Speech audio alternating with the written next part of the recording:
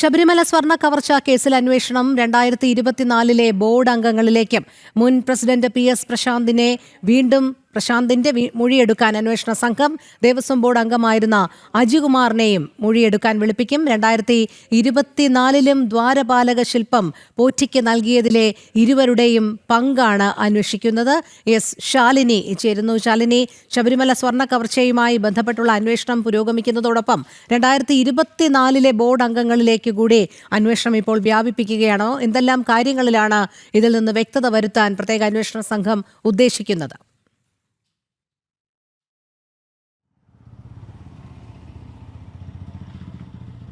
രോഹിണി, ഒരുപാട് ദുരൂഹതകൾ ഇപ്പോഴും ഈ സ്വർണ്ണ കവർച്ച കേസുമായി ബന്ധപ്പെട്ട് നിലനിൽക്കുകയാണ്. ഏത് കാലത്താണ് അല്ലെങ്കിൽ ആരൊക്കെ ഇതിൽ പങ്കെടുത്തിട്ടുണ്ട് എന്നതടക്കമുള്ള കാര്യങ്ങളിൽ ഓരോ ബോർഡ് വരുമ്പോഴും അതിലൊക്കെ സംശയങ്ങൾ SITക്ക് നിലനിൽക്കുകയാണ്.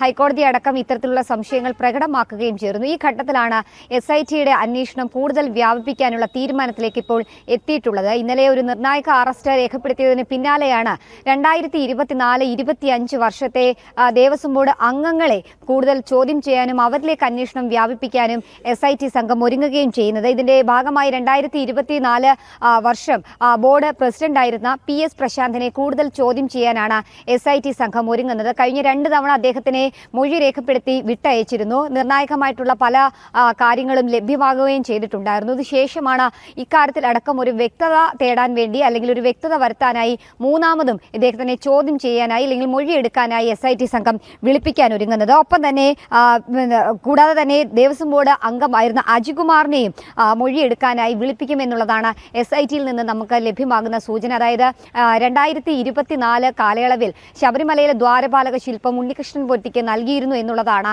ഇപ്പോൾ വീണ്ടും തെളിഞ്ഞിട്ടുള്ളത്. ഈ കാലയളവിൽ നൽകിയ ഒരു നിർണായക തീരുമാനം എടുത്തതിന്റെ ബോർഡ് പ്രസിഡന്റ് PS പ്രശാന്താണ്.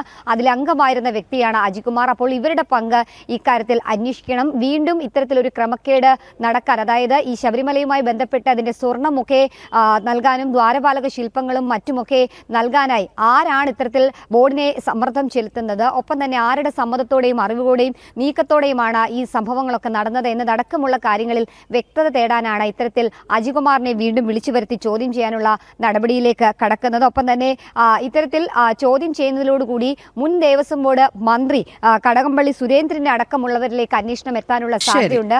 ഒപ്പം തന്നെ കഴിഞ്ഞ തവണ ചോദ്യം ചെയ്ത് മൊഴി രേഖപ്പെടുത്തിയതിനു ശേഷം വിട്ടയച്ച മുൻ ദേവസ്വം ബോർഡ് മന്ത്രി കടകംപള്ളി സുരേന്ദ്രനെയും വീണ്ടും വിളിപ്പിക്കാനൊരുങ്ങുകയാണ് ദേവസ്വം ബോർഡ് അടക്കമുള്ളവർ. ചോദ്യമുനയിലേക്ക് പോകുന്നു എന്നുള്ളതാണ് നമുക്ക് ഇതിൽ നിന്ന് മനസ്സിലാക്കാൻ സാധിക്കുന്നത്.